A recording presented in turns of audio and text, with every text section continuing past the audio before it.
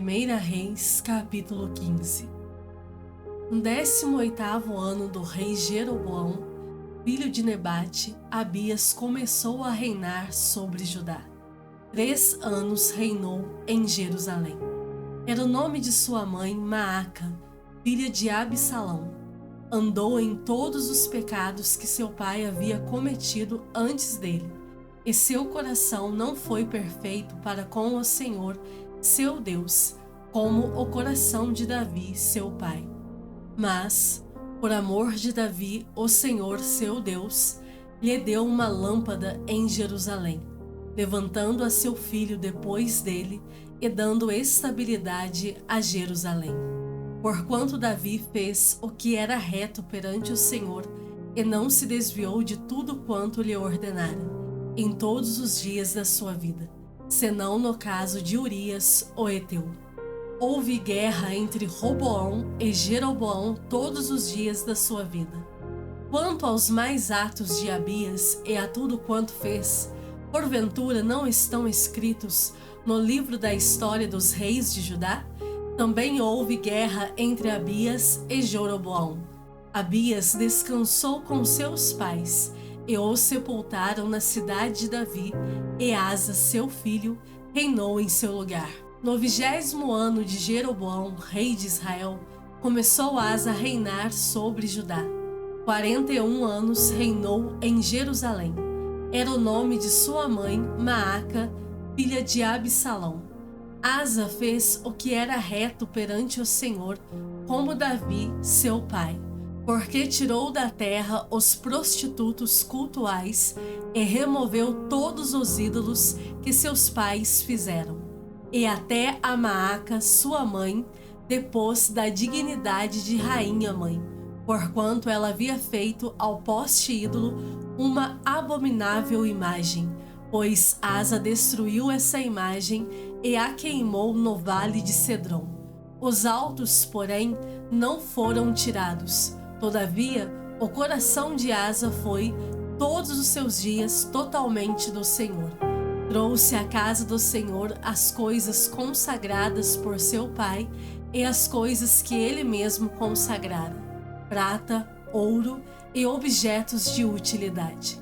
Houve guerra entre Asa e Baasa, rei de Israel, todos os seus dias, porque Baasa, rei de Israel, subiu contra Judá e edificou a Ramá, para que a ninguém fosse permitido sair de junto de Asa, rei de Judá, nem chegar a ele. Então Asa tomou toda a prata e ouro restantes nos tesouros da casa do Senhor e os tesouros da casa do rei, e os entregou nas mãos de seus servos.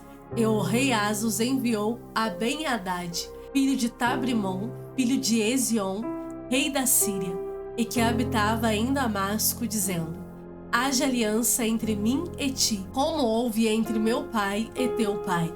Eis que te mando um presente, prata e ouro.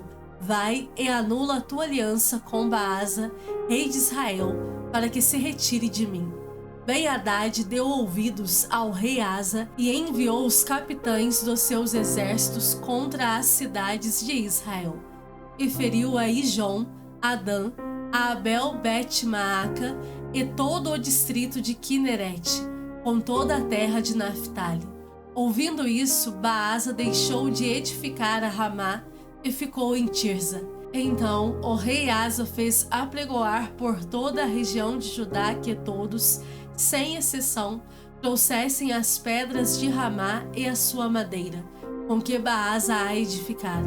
Com elas edificou o rei Asa a Gebá de Benjamim e a Mispa. Quanto aos mais atos de Asa e a todo o seu poder, e a tudo quanto fez, e as cidades que edificou, porventura não estão escritos no livro da história dos reis de Judá?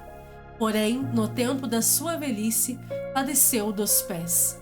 Descansou Asa com seus pais, e com eles foi sepultado na cidade de Davi, seu pai, e Josafá, seu filho, reinou em seu lugar. Nadab, filho de Jeroboão, começou a reinar sobre Israel no ano 2º de Asa, rei de Judá, e reinou sobre Israel 2 anos. Fez o que era mal perante o Senhor e andou nos caminhos de seu pai e no pecado com que seu pai fizera pecar a Israel.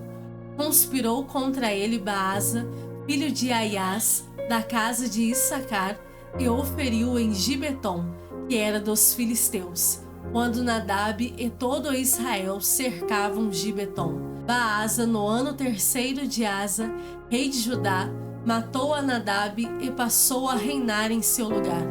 Logo que começou a reinar, matou toda a descendência de Jeroboão, não lhe deixou ninguém com vida. A todos exterminou, segundo a palavra do Senhor, por intermédio do seu servo Aias, o Silonita, por causa dos pecados que Jeroboão cometera e pelos que fizera Israel cometer, por causa da provocação com que irritara o Senhor, Deus de Israel. Quanto aos mais atos de Nadab e a tudo quanto fez, porventura não estão escritos no livro da história dos reis de Israel? Houve guerra entre Asa e Baasa, rei de Israel, todos os seus dias. No ano 3º de Asa, rei de Judá, Baasa, filho de Aias, começou a reinar sobre todo Israel, em Tirza, e reinou 24 anos. Fez o que era mal perante o Senhor e andou no caminho de Jeroboão e no seu pecado, o qual fizera Israel cometer. 1 Reis, capítulo 16. Então veio a palavra do Senhor a Jeú, filho de Anani, contra Baasa, dizendo: Porquanto te levantei do pó e te constituí príncipe sobre o meu povo de Israel, e tens andado no caminho de Jeroboão, e tens feito pecar a meu povo de Israel, irritando-me com os seus pecados, eis que te exterminarei a ti, Baasa, e os teus descendentes, e farei a tua casa como a casa de Jeroboão, filho de Nebate. Em morrer a Baasa na cidade, os cães o comerão, e o que dele morrer no campo aberto, as aves do céu o comerão. Quanto aos mais atos de Baasa, e ao que fez, e ao seu poder, porventura, não estão escritos no livro da história dos reis de Israel? Baasa descansou com seus pais e foi sepultado em Tirza, e Elá, seu filho, reinou em seu lugar. Assim veio a palavra do Senhor por intermédio do profeta Jeú, filho de Anani, contra Baasa e contra sua descendência, e isso por todo o mal que fizera perante o Senhor, irritando-o com as suas obras, para ser como a casa de Jeroboão, e também porque matara a casa de Jeroboão. No 26º ano de Asa, rei de Judá, Elá, filho de Baasa, começou a reinar em Tirza sobre Israel, e reinou 2 anos. Zinri, seu servo, comandante da metade dos carros, conspirou contra ele. Achava-se Elá em Tirza, bebendo e embriagando-se em casa de Arsa, seu mordomo, em Tirza. Entrou Zinri e o feriu, e o matou, no ano 27º de Asa, rei de Judá, e reinou em seu lugar. Logo que começou a reinar e se assentou no trono, feriu todos os descendentes de Baasa, não lhe deixou nenhum do sexo masculino, nem dos parentes, nem dos seus amigos. Assim, exterminou Zinri todos os descendentes de Baasa, segundo a palavra do Senhor, por intermédio do profeta Jeú contra Baasa, por todos os pecados de Baasa e os pecados de Elá, seu filho, que cometeram, e pelos que fizeram Israel cometer, irritando ao Senhor, Deus de Israel, com os seus ídolos. Quanto aos mais atos de Elá e a tudo quanto fez, porventura não estão escritos no livro da história dos reis de Israel? No ano 27º de Asa, rei de Judá, reinou Zinri 7 dias em Tirza, e o povo estava acampado contra Gibeton, que era dos filisteus. O povo que estava acampado ouviu dizer: Zinri conspirou contra o rei e o matou. Pelo que todo Israel, no mesmo dia, no arraial, constituiu rei sobre Israel a Onri, comandante do exército. Subiu Onri de Gibeton e todo Israel com ele e sitiaram Tirza. Vendo Zinri que a cidade era tomada, foi-se ao castelo da casa do rei e o queimou sobre si e morreu, por causa dos pecados que cometera, fazendo o que era mal perante o Senhor, andando no caminho de Jeroboão e no pecado que cometera, fazendo pecar a Israel. Quanto aos mais atos de Zinri e a conspiração que fez, porventura não estão escritos no livro da história dos reis de Israel? Então, o povo de Israel se dividiu em 2 partidos. Metade do povo seguia Tibni, filho de Ginate, para o fazer rei, e a outra metade seguia Onri. Mas o povo que seguia a Onri prevaleceu contra o que seguia Tibni, filho de Ginate. Tibni morreu e passou a reinar Onri. Então, o povo de Israel se dividiu em 2 partidos. Metade do povo seguia Tibni, filho de Ginate, para o fazer rei, e a outra metade seguia Onri. Mas o povo que seguia Onri prevaleceu contra o que seguia Tibni, filho de Ginate. Tibni morreu e passou a reinar Onri. No 31º ano de Asa, rei de Judá, Onri começou a reinar sobre Israel e reinou 12 anos. Em Tirza reinou 6 anos. De Semer comprou ele o monte de Samaria por 2 talentos de prata e o fortificou, a cidade que edificou sobre o monte. Chamou-lhe Samaria, nome oriundo de Semer, dono do monte. Fez Onri o que era mal perante o Senhor, fez pior do que todos quantos foram antes dele. Andou em todos os caminhos de Jeroboão, filho de Nebate, como também nos pecados com que este fizera pecar a Israel, irritando ao Senhor, Deus de Israel, com os seus ídolos. Quanto aos mais atos de Onri, ao que fez e ao poder que manifestou, porventura não estão escritos no livro da história dos reis de Israel? Onri descansou com seus pais e foi sepultado em Samaria, e Acabe, seu filho, reinou em seu lugar. Acabe, filho de Onri, começou a reinar sobre Israel no ano 38º de Asa, rei de Judá, e reinou Acabe, filho de Onri, sobre Israel em Samaria 22 anos. Fez Acabe, filho de Onri, o que era mal perante o Senhor, mais do que todos os que foram antes dele, como se fora coisa de somenos andar ele nos pecados de Jeroboão, filho de Nebate.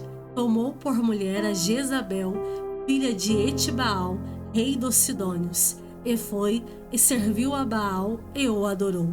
Levantou um altar a Baal na casa de Baal que edificara em Samaria. Também Acabe fez um poste ídolo, de maneira que cometeu mais abominações para irritar ao Senhor, Deus de Israel, do que todos os reis de Israel que foram antes dele.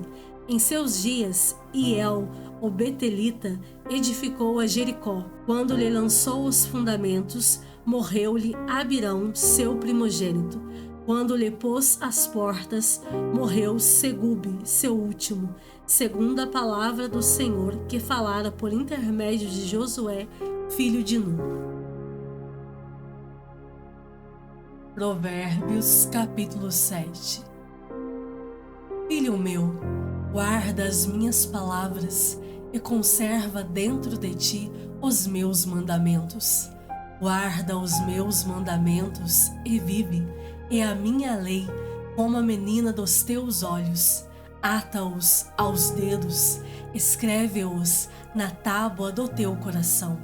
Dize à sabedoria, tu és minha irmã, e ao entendimento chama teu parente, para te guardarem da mulher alheia, da estranha que lisonjeia com palavras.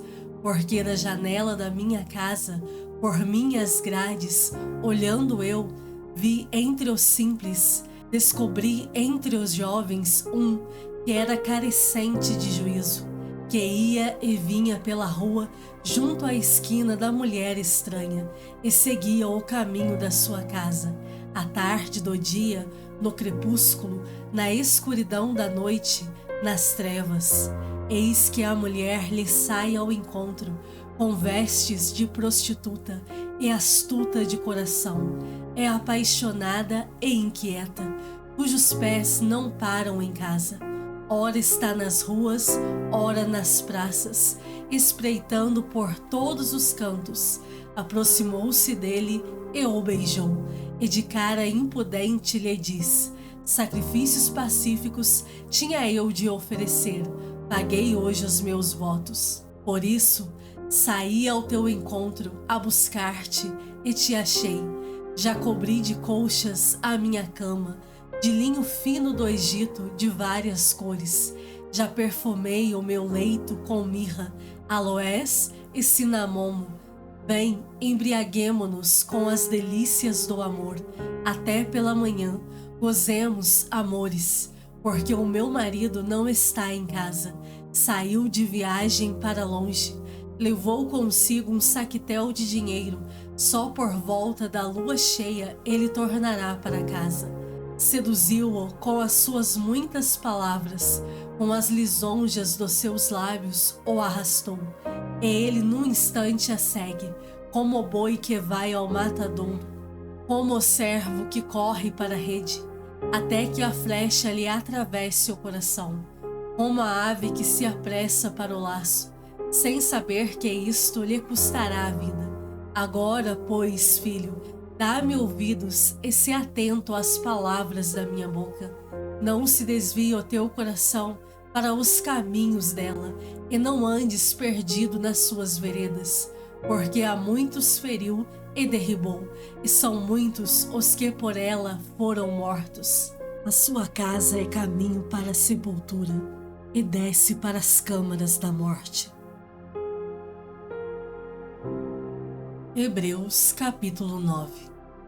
Ora, a primeira aliança também tinha preceitos de serviço sagrado e o seu santuário terrestre. Com efeito, foi preparado o tabernáculo, cuja parte anterior, onde estavam o candeeiro e a mesa e a exposição dos pães, se chama o Santo Lugar. Por trás do segundo véu se encontrava o tabernáculo, que se chama o Santo dos Santos, ao qual pertencia um altar de ouro para o incenso e a arca da aliança totalmente coberta de ouro, na qual estava uma urna de ouro contendo o maná, o bordão de Arão que floresceu e as tábuas da aliança. E sobre ela os querubins de glória que, com a sua sombra, cobriam o propiciatório. Dessas coisas, todavia, não falaremos agora pormenorizadamente. Ora, depois de tudo isto assim preparado, continuamente entram no primeiro tabernáculo os sacerdotes, para realizar os serviços sagrados, mas, no segundo, o sumo sacerdote, ele sozinho, uma vez por ano, não sem sangue, que oferece por si e pelos pecados de ignorância do povo, querendo com isto dar a entender o Espírito Santo que ainda o caminho do santo lugar não se manifestou, enquanto o primeiro tabernáculo continua erguido. É isto uma parábola para a época presente, e, segundo esta, se oferecem tanto dons como sacrifícios, embora estes, no tocante à consciência, sejam ineficazes para aperfeiçoar aquele que presta culto, os quais não passam de ordenanças da carne, baseadas somente em comidas e bebidas e diversas abluções, impostas até ao tempo oportuno de reforma. Quando, porém, veio Cristo, como sumo sacerdote dos bens já realizados, mediante o maior e mais perfeito tabernáculo, não feito por mãos, quer dizer, não desta criação, não por meio de sangue de bodes e de bezerros, mas pelo seu próprio sangue, entrou no Santo dos Santos uma vez por todas, tendo obtido eterna redenção. Portanto, se o sangue de bodes e de touros e a cinza de uma novilha, aspergidos sobre os contaminados, os santificam quanto à purificação da carne, muito mais o sangue de Cristo que, pelo Espírito eterno, a si mesmo se ofereceu sem mácula a Deus, purificará a nossa consciência de obras mortas, para servirmos ao Deus vivo. Por isso mesmo, ele é o mediador da nova aliança, a fim de que, intervindo a morte para a remissão das transgressões que havia sob a primeira aliança, recebam a promessa da eterna herança aqueles que têm sido chamados. Porque, onde há testamento, é necessário que intervenha a morte do testador. Pois um testamento só é confirmado no caso de mortos, visto que de maneira nenhuma tem força de lei enquanto vive o testador, pelo que nem a primeira aliança foi sancionada sem sangue, porque, havendo Moisés proclamado todos os mandamentos, segundo a lei a todo o povo, tomou o sangue dos bezerros e dos bodes, com água e lã tinta de escarlate, e sopo, e aspergiu não só o próprio livro, como também sobre todo o povo, dizendo: Este é o sangue da aliança, a qual Deus prescreveu para vós outros. Igualmente também aspergiu com sangue o tabernáculo e todos os utensílios do serviço sagrado. Com efeito, quase todas as coisas, segundo a lei, se purificam com sangue, e sem derramamento de sangue não há remissão.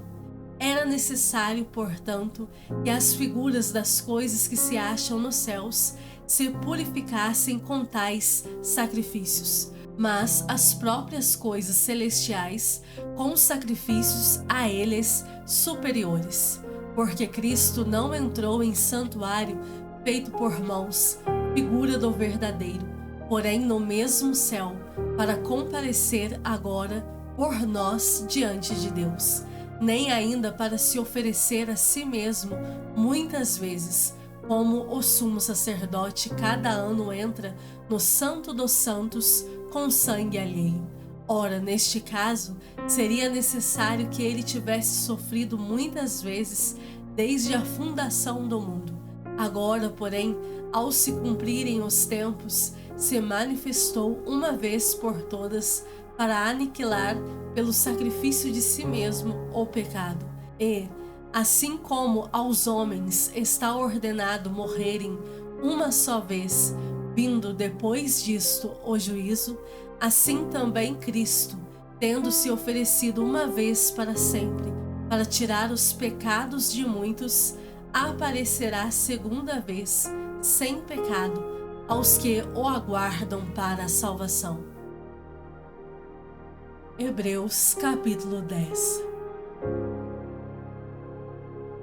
Ora, visto que a lei tem sombra dos bens vindouros, não a imagem real das coisas, nunca jamais pode tornar perfeitos os ofertantes, com os mesmos sacrifícios que, ano após ano, perpetuamente eles oferecem. Doutra sorte, não teriam cessado de ser oferecidos, porquanto os que prestam culto, tendo sido purificados uma vez por todas, não mais teriam consciência de pecados?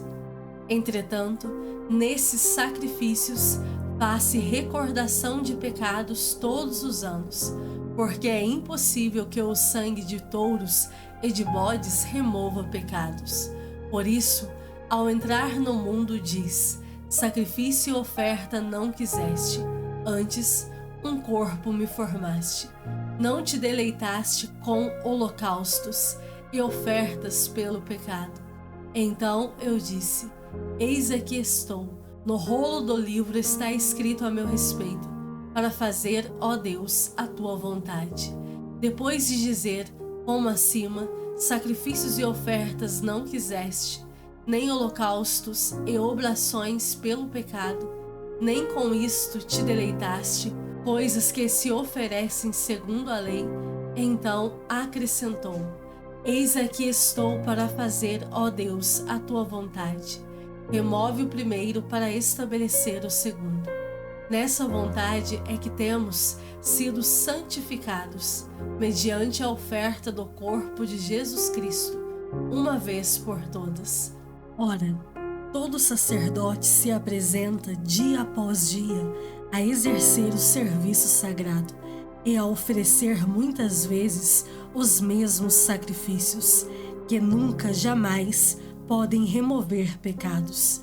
Jesus, porém, tendo oferecido para sempre um único sacrifício pelos pecados, assentou-se à destra de Deus, aguardando daí em diante até que os seus inimigos sejam postos por estrado dos seus pés. Porque com uma única oferta aperfeiçoou para sempre quantos estão sendo santificados. E disto nos dá testemunho também o Espírito Santo, porquanto após ter dito: esta é a aliança que farei com eles, depois daqueles dias, diz o Senhor. Porei no seu coração as minhas leis e sobre a sua mente as inscreverei. Acrescenta: também de nenhum modo me lembrarei dos seus pecados e das suas iniquidades para sempre. Ora, onde há remissão destes, já não há oferta pelo pecado. Tendo, pois, irmãos, intrepidez para entrar no Santo dos Santos, pelo sangue de Jesus, pelo novo e vivo caminho que ele nos consagrou pelo véu, isto é, pela sua carne, e tendo grandes sacerdotes sobre a casa de Deus, aproximemo-nos com sincero coração, em plena certeza de fé, tendo o coração purificado de má consciência e lavado o corpo com água pura. Guardemos firme a confissão da esperança, sem vacilar, pois quem fez a promessa é fiel. Consideremo-nos também uns aos outros, para nos estimularmos ao amor e às boas obras. Não deixemos de congregar-nos, como é costume de alguns. Antes, façamos admoestações, e tanto mais quanto vedes que o dia se aproxima. Porque, se vivermos deliberadamente em pecado, depois de termos recebido o pleno conhecimento da verdade, já não resta sacrifício pelos pecados. Pelo contrário, certa expectação horrível de juízo e fogo vingador prestes a consumir os adversários. Sem misericórdia morre pelo depoimento de 2 ou 3 testemunhas, quem tiver rejeitado a lei de Moisés. De quanto mais severo castigo julgai vós, será considerado digno aquele que calcou aos pés o Filho de Deus e profanou o sangue da aliança com o qual foi santificado e ultrajou o Espírito da graça? Ora, nós conhecemos aquele que disse: a mim pertence a vingança, eu retribuirei, e outra vez o Senhor julgará o seu povo. Horrível coisa é cair nas mãos do Deus vivo. Lembrai-vos, porém, dos dias anteriores em que, depois de iluminados, sustentastes grande luta e sofrimentos, ora expostos como em espetáculo, tanto de opróbrio quanto de tribulações, ora tornando-vos coparticipantes com aqueles que desse modo foram tratados, porque não somente vos compadecestes dos encarcerados, como também aceitastes com alegria o espólio dos vossos bens, tendo ciência de possuirdes vós mesmos patrimônio superior e durável. Não abandoneis, portanto, a vossa confiança. Ela tem grande galardão. Com efeito, tendes necessidade de perseverança, para que, havendo feito a vontade de Deus, alcanceis a promessa. Porque, ainda dentro de pouco tempo, aquele que vem virá e não tardará. Todavia, o meu justo viverá pela fé. E, se retroceder, nele não se compraz a minha alma. Nós, porém, não somos dos que retrocedem para a perdição. Somos, entretanto, da fé para a conservação da alma.